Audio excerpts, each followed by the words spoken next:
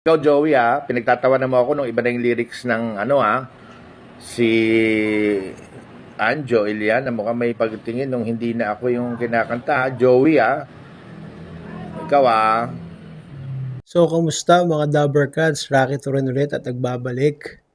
So, may bago na naman ngang upload si Anjo Iliana patungkol naman kay Joey De Leon. Panoodin natin to.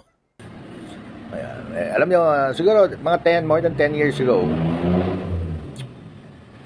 kinausap ako ni Joey De Leon at may mabigat siyang problema. Sabi niya sa akin, pare, baka pwede mo naman ako matulungan dito. Sabi ko, ano ba yung pare? Kami kasi ni Eileen. Si Eileen yung kanyang present na kinakasama. Di ba, ang asawa niya dati si Daria Rason. Ayun, basta yun. Yung nanay ni Kimpi. Tsaka ni Chini. Sabi ko, ano ba kailangan? Kailangan daw ng yung divorce nila. Kasi kasal sa simbahan Eh, alam mo naman sa simbahan mahirap. Pag ikaw nakasal na sa simbahan, mahirap ka naman divorce. Ang hirap nung pinag-iisipan ko ngayon ko lang narinig yung ganun sitwasyon Tsaka ngayon lang may lumapit sa akin na ganun ang problema. Gustong-gusto na daw nila magpakasal. Kasi siyempre, they age, they get older.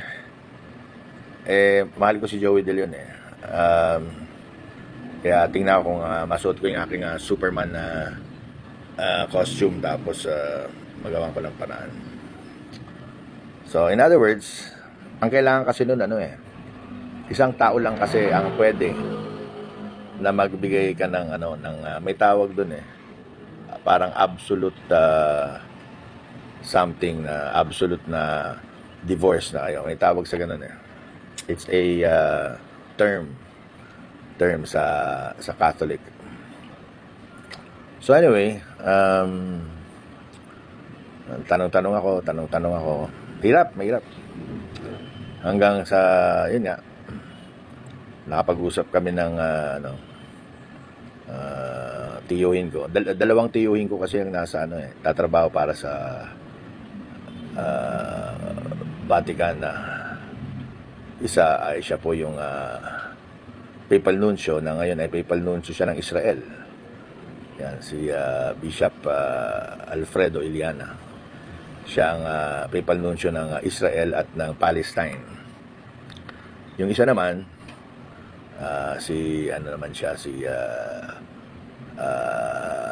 anong tawag sa ganun? Siyang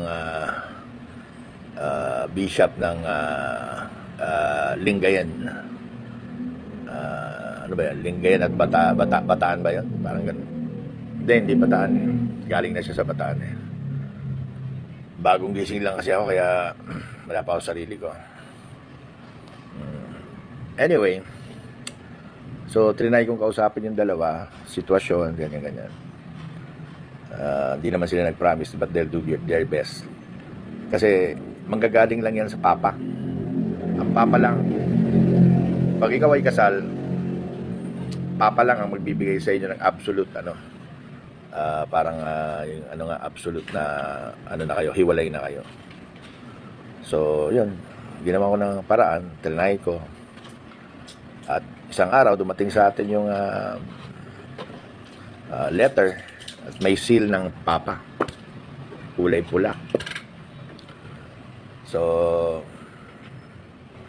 inabot ko kay Joey De Leon. Parang Joey, hindi niya alam kung ano yung nakalagay sa loob. Noong binuksan niya yun, nagpapatulong din siya sa ibang kilala niya. Pero nung binuksan niya yun, niyakap niya ako. Umiyak nga siya nun Sabi niya, matutuloy yung kasal namin ni Mare. Kaya, nila po, I'm happy for them that they're still together and they're always praying. They're always hearing Mass. Mahal ko yan, si Joey De Leon, tsaka si Mare Eileen. Yun lang po, kwento lang. Isang kwento na kami dito sa Bulaga, nagtutulungan kami dito noon. Ikaw, Joey, pinagtatawanan mo ako nung iba na yung lyrics ng si Anjo Ilian na mukhang may pagtingin nung hindi na ako yung kinakanta. Joey, ikaw okay lang yan. So sa inyo lahat, maraming salamat. Parang Joey, I miss you so much. Ay, galing talaga. I miss you so much. Don't dare, Joey, don't dare making me tira-tira ha. Okay. Morning, bye. So ayun nga, napanood nga natin yung video, and kudos kay Anjo Iliana sa araw na to. Hindi ko rin expect, pero talaga naman sa lahat mahal na mahal ni Anjo Iliana si Joey De Leon, si Boss Joey. And talaga naman napaka humble heart niya ni Boss Joey. Minsan lang misinterpret ng tao sa mga jokes, sa mga tirada, pero talagang sabi nga Joey De Leon is Joey De Leon. And nakakatawa dito, parang bumabawi. Hindi naman sa bumabawi, pero andito yung talagang makikita mo na totoong tao at talagang nagkaroon sila ni Anjo Iliana ng pagsasamang tunay, kumbaga pagkakaibigan.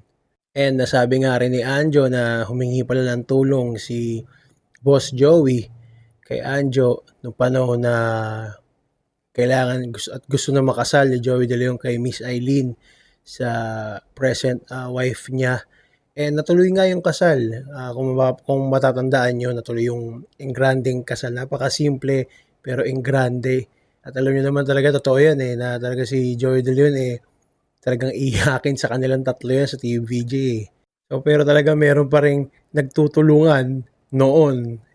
Talagang maintriga doon si Anjo Pero nakakatuwa, at least parang sa mga dumaan na mga intriga o sa mga patudyada kay Boss Joey lang talaga ang maayos. And talaga namang matagal sila nagkasama ever since sa mga sitcoms. Siyempre, sa Nuts Entertainment, sila nila Jano Gibbs. Ngayon, ang tuloy ng taong bayan, sino kaya ang next na i-open spill ni Anjo Iliana sa mga kaibigan niya o sa mga nakasama niya noon?